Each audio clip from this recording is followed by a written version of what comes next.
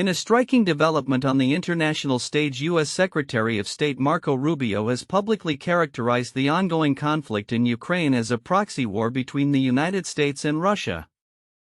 This assertion reflects a significant shift in discourse regarding the geopolitical implications of the war, aligning closely with long-standing narratives promoted by the Kremlin.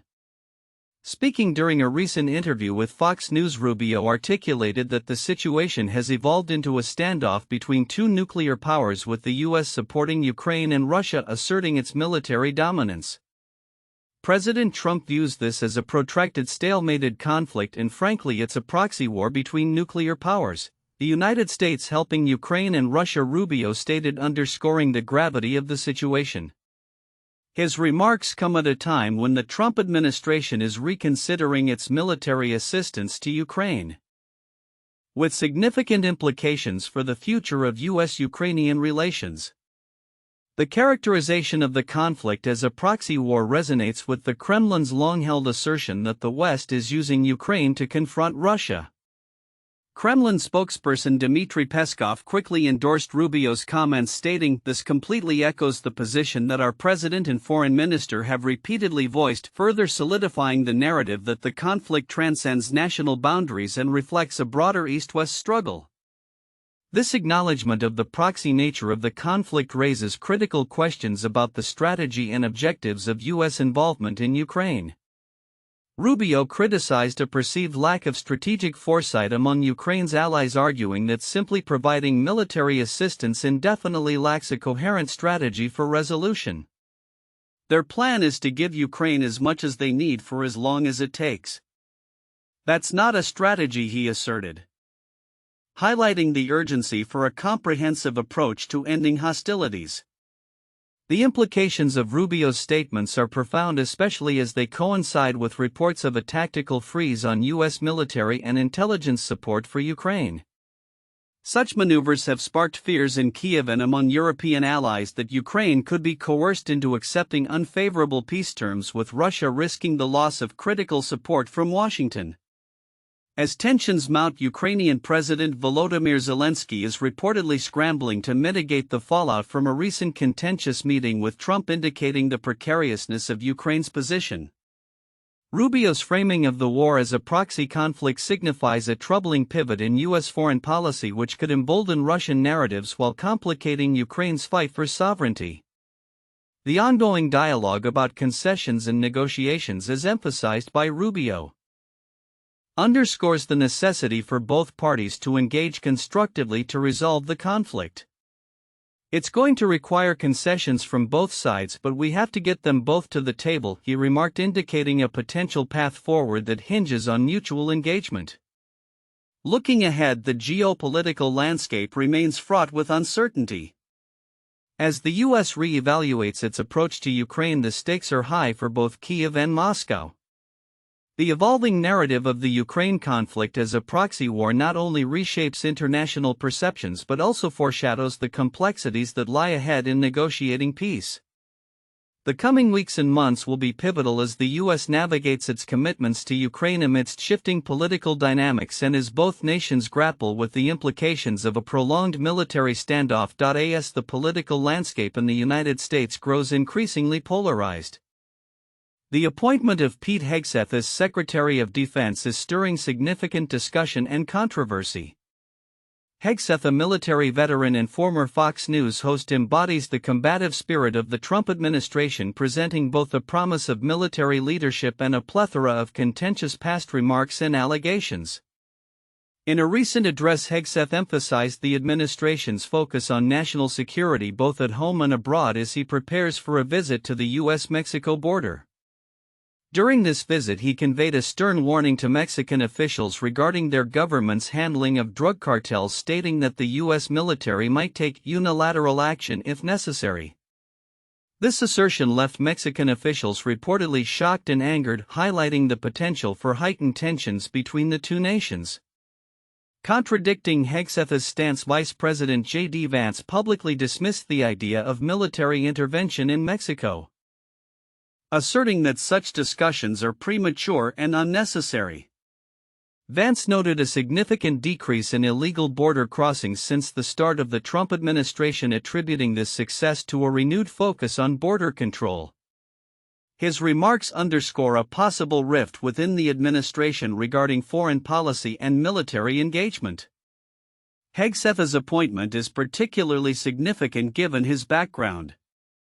A graduate of Princeton University and Harvard's Kennedy School of Government, he has been a controversial figure accused of several serious allegations including sexual misconduct and alcohol abuse. Although he has denied these claims, they have raised concerns about his suitability for a role overseeing the world's most powerful military. Despite his checkered past, Hegseth has garnered strong support from the Republican conference, with a notable 50-50 Senate vote reflecting the sharp partisan divide over his nomination.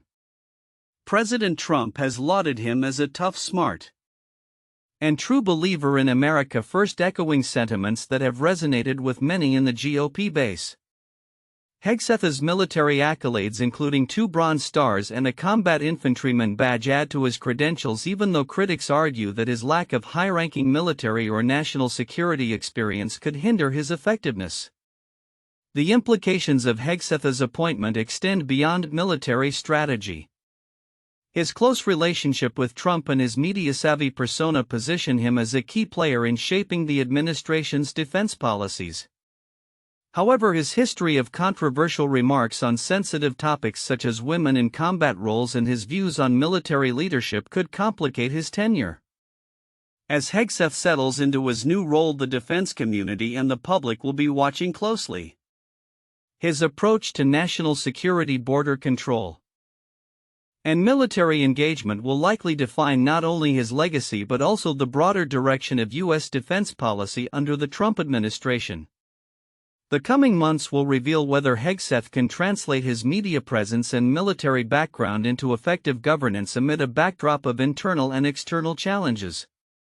As the administration grapples with issues of national security, the effectiveness of Hegseth's leadership will be tested, promising a tumultuous road ahead. In a high-profile marriage now grappling with public scrutiny, actress Cheryl Hines has reportedly issued an ultimatum to her husband Robert F. Kennedy Jr. as he embarks on his new role as the head of the Department of Health and Human Services. Following a tumultuous period marked by scandal and infidelity, Hines is taking a stand against what she perceives as a potential threat to their relationship, fearing that Kennedy's new position in Washington, D.C. could reignite his notorious lust demons. Sources close to the couple revealed to Daily Mail that Hines, known for her role in HBO's Curb Your Enthusiasm, is still emotionally recovering from the shock of Kennedy's alleged sexting affair with New York Magazine political reporter Olivia Nuzzi. The affair, which reportedly began during a November 2023 interview, sent shockwaves through their 10-year marriage and prompted widespread speculation about their future together. Despite their recent public appearances, including Hines supporting Kennedy at his confirmation hearings, the underlying tensions remain palpable. The actress has made it clear that she wants to move to D.C. with her husband to prevent any further temptations. Cheryl doesn't feel Bobby can be trusted one iota living on his own in D.C., an insider stated, emphasizing her concern over the potential for Kennedy to engage in extramarital activities with the countless attractive women in the area. The ultimatum is a clear indication that Hines is willing to sacrifice her glamorous Hollywood lifestyle for the sake of their marriage, insisting, "Move me or else." Kennedy's history with infidelity adds weight to Hines's fears. He has been unfaithful to both of his previous wives, Emily Black and Mary Richardson, the latter of whom tragically died by suicide in 2012, partly attributed to his alleged unfaithfulness. This history raises significant concerns regarding his ability to remain committed, especially in an environment filled with admirers and political allies. As Kennedy navigates his new cabinet role, he has also come under scrutiny for his controversial views on health issues, particularly vaccination.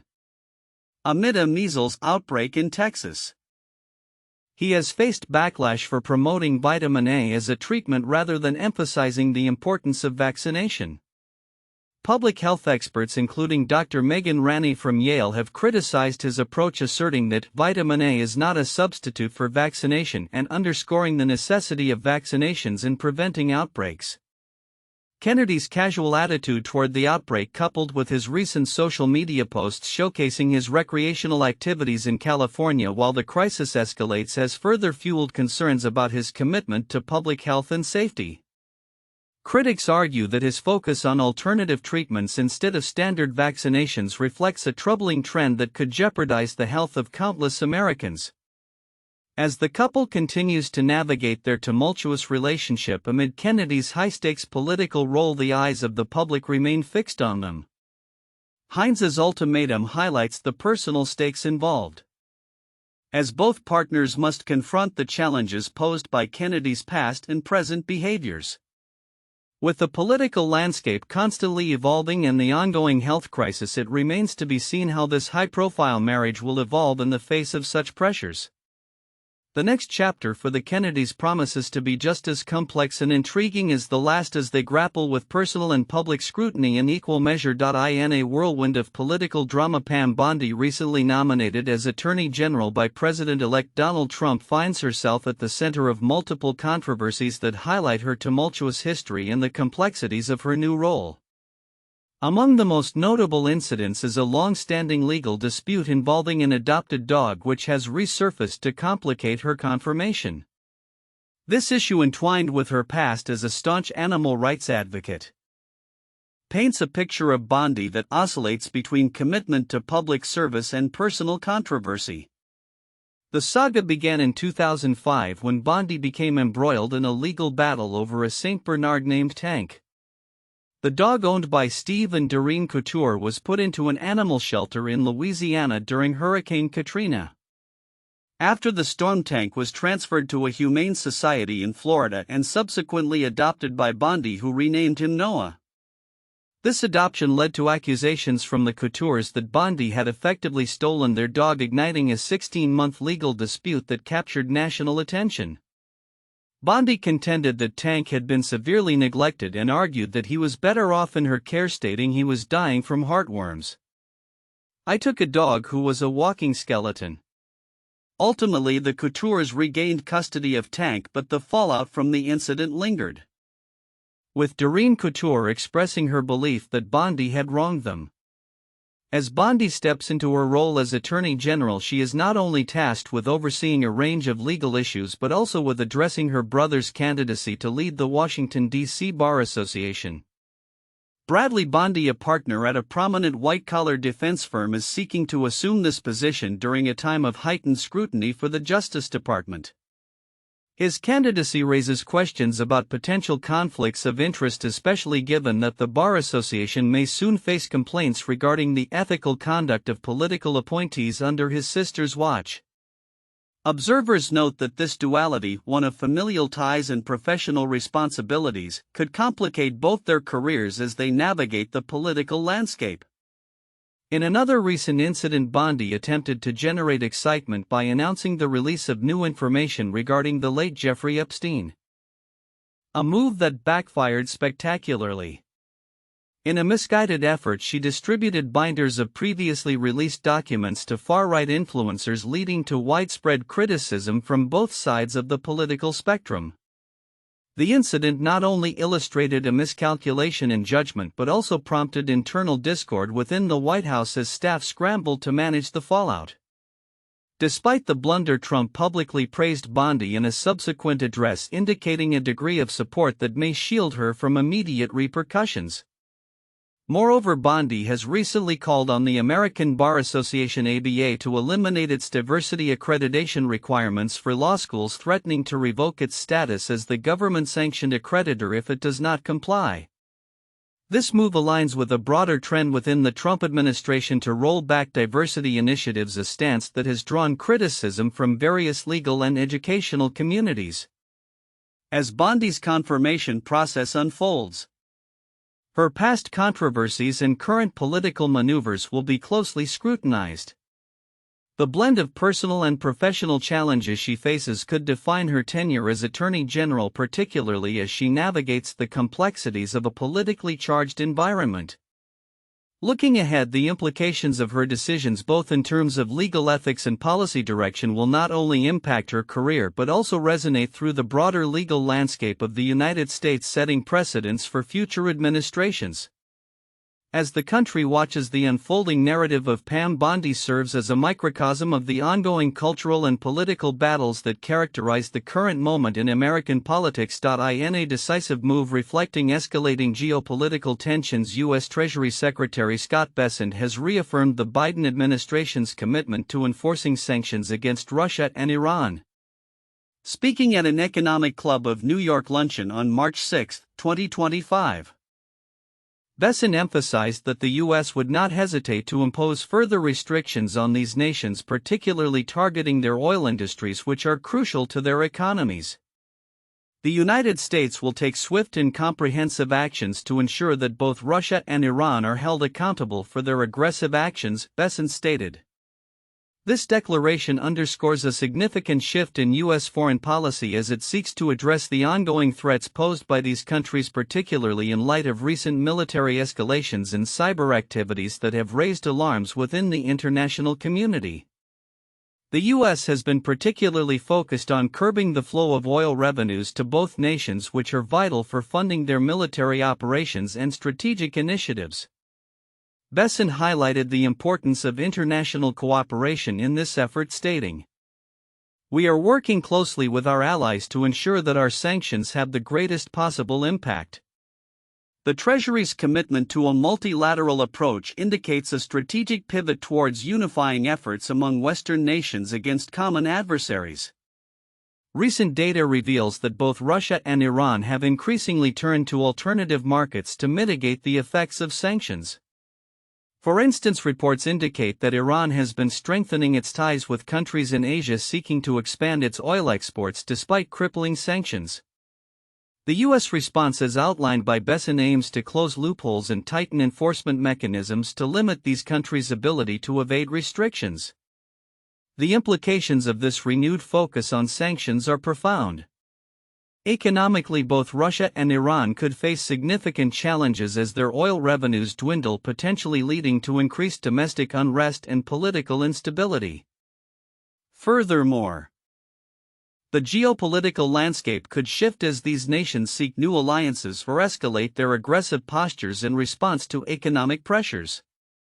Bessent's remarks also come at a time when the U.S. is facing domestic pressures regarding its foreign policy.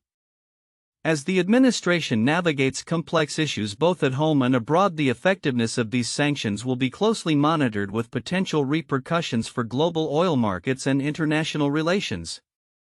Looking forward, the U.S. is likely to continue its rigorous stance on sanctions while exploring diplomatic avenues to address the underlying issues with Russia and Iran. As tensions remain high, the effectiveness of such economic measures will be crucial in shaping future interactions and stability in these regions.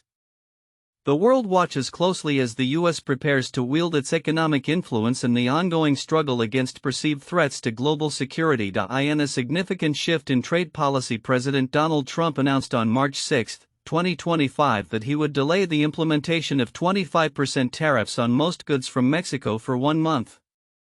This decision comes amid growing concerns over the potential repercussions of a wider trade war, which has left investors and businesses on edge.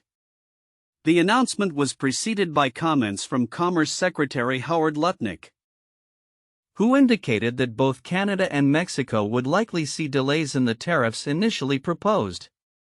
Trump's decision to postpone the tariffs on Mexican goods aligns with the United States-Mexico-Canada agreement USMCA negotiated during his first term.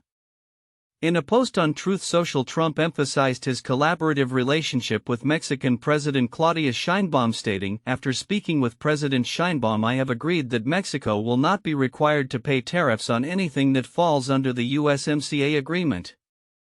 This pause, however, does not extend to the tariffs already imposed on Canadian goods, highlighting the ongoing tensions between the U.S. and Canada. The ramifications of Trump's tariff strategy have been multifaceted. Financial markets have experienced volatility, with significant declines in stock prices as uncertainty surrounding trade policies rattled investor confidence. the S&P 500 has dropped below its pre-election levels, illustrating the market's unease with the administration's erratic approach. Lutnick acknowledged that while reciprocal tariffs will still be implemented on April 2, the temporary reprieve offers businesses a brief moment of clarity in an otherwise tumultuous environment. The complexities surrounding these tariffs extend beyond mere economic indicators. Prime Minister Justin Trudeau of Canada indicated that while he sees the recent developments as a promising sign, the situation remains precarious. Trudeau stated, "Our goal remains to get all tariffs removed," emphasizing that Canada will maintain its retaliatory measures until the U.S. tariffs are lifted. His remarks reflect the broader sentiment that both nations are caught in a trade war that could have long-term implications for bilateral relations. The talks between Trump and Sheinbaum have also centered on issues such as the flow of fentanyl across borders, a key concern for the Trump administration. Lutnick noted that both Canada and Mexico have made progress in addressing drug trafficking, which could influence future tariff negotiations. However, Trudeau has pushed back against Trump's characterization of fentanyl trafficking as a significant issue from Canada, asserting that it accounts for less than 1% of illegal fentanyl entering the U.S. As businesses brace for the impact of these tariffs, many are voicing concerns about rising costs and the potential for price hikes that could affect consumer behavior. Surveys have indicated that industries across the board are feeling the pressure of the trade policies, with manufacturers particularly worried about how tariffs will impact their pricing strategies and overall profitability. Looking ahead, the situation remains fluid. The Trump administration's approach appears to be one of negotiation and reevaluation, as indicated by Lutnick's comments about potentially exploring exemptions for other goods, including agricultural products. As the April 2 deadline approaches, the outcomes of ongoing discussions between U.S. and Canadian officials will be critical in shaping the future of trade relations in North America. In essence, the temporary reprieve from tariffs may provide a brief respite for businesses and investors, but the underlying tensions and complexities of U.S. trade policy continue to loom large, suggesting that the road ahead will remain fraught with challenges. As the administration navigates these turbulent waters, all eyes will be on the outcomes of negotiations and their implications for the broader economy.